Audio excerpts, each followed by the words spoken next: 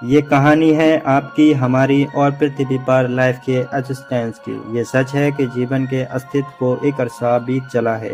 आज हम लाइफ के रूप देखने को मिलते हैं। एक ही जीवन में कई प्रजातियां देखने को मिलती हैं। बात करें जानवरों की तो शेर, चीता, भालू, सांप और न जाने कितनी प्रजातियां जंगल में घूम रही हैं।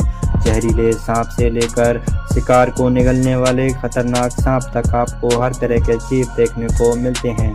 खैर, बात केवल सांप की नहीं है, असल सवाल जीवों में इतनी वैरायटी का है। सवाल है कि आखिर इतनी तरह के जीव धरती पर कैसे पनपे हैं। पृथ्वी पर एक ही तरह का जीवन क्यों नहीं पनपा? जब सब कुछ एक सिंगल से शुरू हुआ तो रेवोल्यूशन की कहानी इतनी लंबी और पेचीदा कैसे हो गई? अगर आप सोच रहे हैं कि आज हम ह्यूमन एवोल्यूशन पर बात करने वाले हैं तो आपका गैस बिल्कुल गलत है। आज हम आपको विज्ञान की नज़र से वो कहानी सुनाने वाले हैं जब एक छोटे बेबीज की तरह दूसरों का पृथ्वी पर जन्म हुआ था।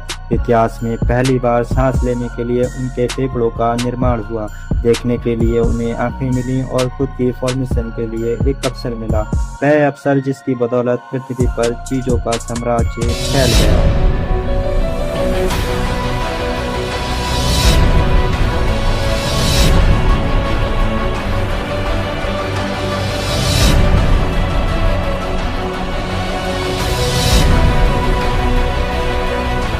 4 बिलियन साल पहले ये हमारी पृथ्वी, जिसकी सतह पर केवल खौलते लावे के सिवाय कुछ भी नहीं था।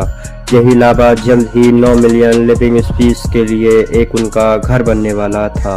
ये रास्ता इतना भी आसान नहीं था। रास्ते जीवन को जन्म देने के लिए कई घटनाएं होने वाली थी, लेकिन इनमें सबसे पहला पड़ाव पानी था। एस्ट्रोटर्क और कमेट ने भले ही पानी को पृथ्वी पर छोड़ा, लेकिन ये पानी केमिकल्स और ऑर्गेनिक कंपाउंड से भरा था जिन पर आसमान से कड़कती बिजली का पड़ना बाकी था। लाइटिंग स्ट्राइक के प्रभाव से पानी में मौजूद केमिकल आइटम से जोड़कर एक चीज बनाना शुरू किया, जिसे जेनेटिक मटेरियल का निर्माण हुआ। इस मटेरियल का ऐसे खतरनाक वातावरण में बचना हालांकि मुमकिन नहीं था, लेकिन पानी में मौजूद ऑयली मटेरियल की वजह से पहले सिंह असल में पनपना तय किया था।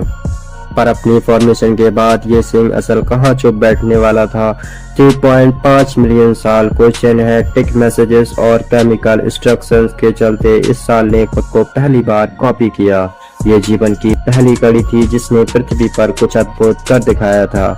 अपने क्रोध को तैयार करके इसने धरती पर जीवन की शुरुआत कर दी थी। तबीयत से नहीं जानता था कि आगे चलकर इंसान, जानवर, पेड़ पौधे, चिड़िया और मरीन एनिमल सब कुछ इसी से विकसित होने वाले थे। अपने क्रोध को बनाकर ये सिंगल सेल्स अब रिड्यूस करना सीख गए थे, जिसने धरती पर इनके सर्वाइवल के चांसेस बढ़ा दिए थे। 2 बिलियन साल तक रिड्यूस करते हुए सिंगल सेल्स की पीढ़ियों ने खुद को ऐसे ही कायम रखा, लेकिन फिर एक घटना ने सब कुछ बदल दिया। गलती से 2 सेल्स आपको आपस में टकराव एक भारी बदलाव लेकर आया, जिसके तहत देश के आसपास में बर्स हो गए और इनके जीन्स भी आपस में भिड़ गए। दिलचस्प बात यह है कि इस मर्ज ने भी अपने आप को कॉपी किया और इससे उत्पन्न होने वाली बाकी सेल्स ने भी इस प्रक्रिया को जारी रखा, जिसकी वजह से अपने वाले सेल्स में एक की बजाय 2 से अब ये सेल्स रिड्यूस करते गए, अपने आप को कॉपी करते गए और म्यूट होते रहे। जैसे जैसे मीटर्स बढ़ती रही, पुरानी चिप्स डिलीट हुई और नई इंफॉर्मेशन हुई और नए सेल्स बने। सदियों तक होती इस प्रक्रिया में एक वक्त ऐसा आया जब सेल्स एक दूसरे से बहुत अलग हो गए और इससे कई प्लेन प्रजातियों का विकास शुरू हुआ। पानी के अंदर चल रही इस फॉर्मेशन से वहां कई प्रजातियां पनपने लगीं, लेकिन जो हमारे विकास के लिए जिम्मेदार रहे वह थे 3 इंच लंबे वाटर पंप पानी के अंदर। क्या आप इस जीव को देख सकते हैं? दरअसल ये हम हैं। आज से लगभग 550 साल पहले ये वह समय था जब म्यूटेशन के चलते मेल और फीमेल जेंडर का विकास हो चुका था। अब हमारा मकसद प्रजनन की प्रक्रिया से अपनी संख्या बढ़ाना था ताकि ज्यादा से ज्यादा चीज को रिड्यूस कर सके। इस दौर में अपने लिए साथी को ढूंढना बेहद मुश्किल था, क्योंकि मादा को पहचानने के लिए वाटर फॉर्म के पास तो आंखें भी नहीं थी, न ही कोई दूसरा फीचर्स एसएमएस समुद्र के काले अंधेरे में देखने की क्षमता का होना जरूरी था। हालांकि ये एक बड़ी बात ज्यादा थी, लेकिन इसको सुलझाना भी कुदरत को बहुत अच्छे से आता था। जल्द ही प्रकृति का सबसे अद्भुत और अनोखा आविष्कार दुनिया में आया। हम बात कर रहे हैं आंखों की, जिसने वाटर पंप को पानी के अंदर अपने पार्टनर को देखने और ढूंढ निकलने की ताकत दी। इस आविष्कार के लिए सबसे पहले वाटर पंप के कुछ स्किन सेल्स म्यूट हुए। अब ये जो अंधेरे और उजाले में सफर कर सकते थे, अपने लिए ज्यादा शिकार ढूंढ सकते थे और रिड्यूस करने के लिए अपने साथी का भी चयन कर सकते थे।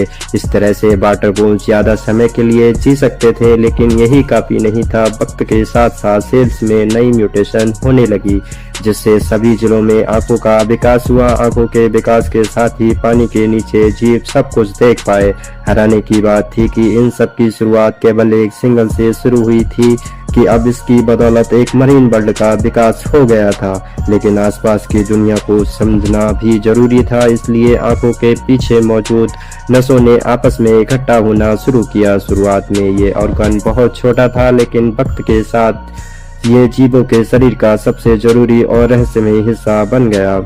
हम बात कर रहे हैं दिमाग की। जी हाँ दोस्तों, 521 मिलियन साल पहले जीवों में आंखों के बाद दिमाग का ही विकास। दुनिया में पहले दिमाग के विकास के साथ ही बहुत कुछ बदलने वाला था। आपको बता दें कि इस ऑर्गन का विकास तब हुआ था जब हम समुद्र में मछली के रूप में मौजूद थे, और ये मछली थी फ्रंट आर्म फ्रेश। मछली में विकसित पहला दिमाग आसान टच ले लेने के लिए विकसित हुआ था। इस स्तर पर दिमाग आम जानकारी को प्रोसेस कर सकता था, लेकिन खुद को खतरों से बचाने के लिए रणनीति बनाने में सक्षम नहीं था। पानी में फुट लौंडा आर्म डिस्क को कई खतरों से बचकर रहने की जरूरत थी, वरना इसकी प्रजाति विलुप्त हो सकती थी। इसी खतरे से बचने के लिए 400 मिलियन साल पहले जेनेटिक एजेंट्स की वजह से मछली की त्वचा पहले ही मुकाबले सख्त होना शुरू हो गई। खुद को खतरों से बचाने के लिए इन चीजों में दांत और जड़ों का भी विकास शुरू हुआ, जिसका मतलब था कि अब ये मछली सादा भोजन खा सकती थी, अपने लिए शिकार भी कर सकती थी। एक मजबूत शरीर के साथ 375 मिलियन साल पहले मछली में कई फीचर्स विकसित हो गए थे, जिसकी वजह से अब ये आराम से किसी भी शिकार को पकड़ सकती थी। लेकिन समस्या यह थी कि पानी के नीचे मौजूद ऑक्सीजन इसके लिए काफी नहीं था। ऑक्सीजन की कमी से पानी के अंदर इसका ज्यादा समय तक सरवाइव करना आसान नहीं था। इसके अलावा वहाँ मौजूद टॉक्सिन कार्बन डाइऑक्साइड भी इनके लिए एक बड़ा खतरा था।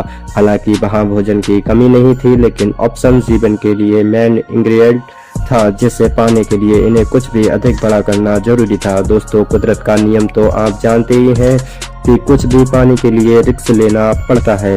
इस मशीन ने भी यही किया। ऑक्सीजन के लिए फुट आर्म डिस्क पानी की सतह पर आए और इसमें ऑप्शन लेना शुरू किया। शरीर में ऑक्सीजन के ट्रैवल होने की वजह से धीरे धीरे लंच का विकास हुआ। लंच के विकास के साथ ही पानी में एक नई प्रजाति पिंडची ने नाम दिया गया, इसे उठेगा। इस नुस्खे का असल में हमित है और हम हवा और पानी दोनों में सांस ले सकते थे। हम हवा में सांस लेने के लिए एक हम मंच का इस्तेमाल करते थे, जबकि पानी में सांस लेने के लिए हमारे पास गिब्स थे। आज हमारे पास नहीं है, लेकिन दोनों स्थिति में सांस लेने का मैकेनिज्म हमें आता है। पानी में मरते रहते हुए इस प्रकार को काफी समय हो चुका था, लेकिन बाहर की दुनिया की तरह इनका खिंचाव था। 365 मिलियन साल पहले जब समय भी आया जब हमने अपना सर पानी से बाहर निकाला और हमारे सामने मौजूद जमीन की तरफ बढ़ने लगे। ये जगह हमारे लिए अनजान थी, लेकिन दिलचस्प। अभी पानी के बाहर आकर हम इतिहास का निकालने वाले थे और जमीन पर उस जीवन की शुरुआत करने वाले थे जो पृथ्वी का इतिहास बदलने वाली थी। फिर वह पल भी आया जब हम पानी से बाहर आए। इसके बाद से ही पहले जिन थे जिन्होंने बाहर की दुनिया में आकर सब कुछ बदल दिया। लेकिन ये इतना आसान नहीं था। जमीन पर आने की कीमत भी चुकानी थी कि नर्म त्वचा सूरज की रोशनी नहीं बनी थी, इसीलिए जीवन पर इनका विलुप्त होना था। लेकिन कुदरत इन्हें आसानी से खत्म होने देना नहीं चाहती थी। फिर वह दौर भी आया जब इन लोगों ने धीरे धीरे इस वातावरण में एक्ट करना शुरू सूरज की रोशनी से बचने के लिए धीरे धीरे इनकी त्वचा सख्त होती चली गई। 340 मिलियन साल पहले हम इस दृष्टि से में तब्दील हो गए। इसके साथ मोटी चमड़ी और पंजा का निर्माण हुआ ताकि हम जमीन की सतह पर चलने के काबिल हो सके। धीरे धीरे हमने अपने आप को जमीन के हिसाब से, लेकिन तपती धूप का बचना मुश्किल थे। प्रेजेंट के लिए इस्तेमाल होने वाली पुरानी प्रक्रिया जमीन पर किसी काम की नहीं थी। ऐसे में यहाँ किसी ने, रिया ने, प्रजनन की एक नई प्रक्रिया को चुना जो आज भी कायम है। आज भी सभी जीव इस प्रक्रिया से ही रिड्यूस करते हैं जिसे हम सेक्स कहते हैं। यहीं से जिलों में सेक्स की प्रक्रिया शुरू हुई। इस प्रक्रिया को जरूरत इसलिए पड़ी ताकि बच्चे एक हॉट सीन्स के अंदर पैदा हो सके। ये वैल्यूएशन का एक ऐसा मास्टरपीस था जिसकी वजह से जमीन पर जीवन एक नए सिरे से शुरू हुआ। धरती पर रेप्टाइल्स को पहले जीव थे जिन्होंने अंडे देने शुरू किए। अंडे देने की वजह से हमें नए बेबी ने जेनेटिक वैरायटी देखने को मिली। इस वैरायटी ने हमारी प्रजाति को मरने नहीं दिया। आपको बता दें कि किसी ने दिया वह पहले जिन थी जो पूरी तरह से जमीन के स्तर पर रहने के लिए अडॉप्ट, और इनके बच्चे भी ऐसे वातावरण में आसानी से एडिप्ट हो गए।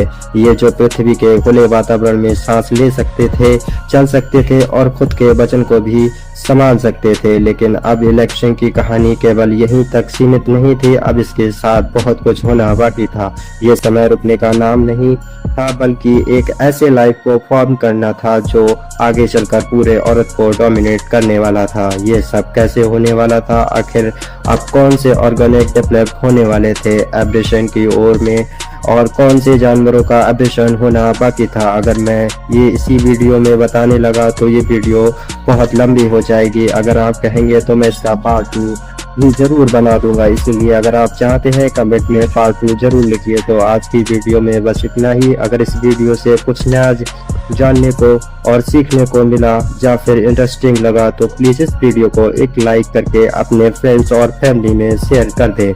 यदि आप इस चैनल पर नए आए हैं तो प्लीज चैनल को सब्सक्राइब करके वेरिफिकेशन को ऑन कर लीजिए ताकि हमारे आने वाली वीडियोस आप मिस ना करें। मिलते हैं फिर किसी वीडियो में नए टॉपिक के साथ। तब तक के लिए नमस्कार।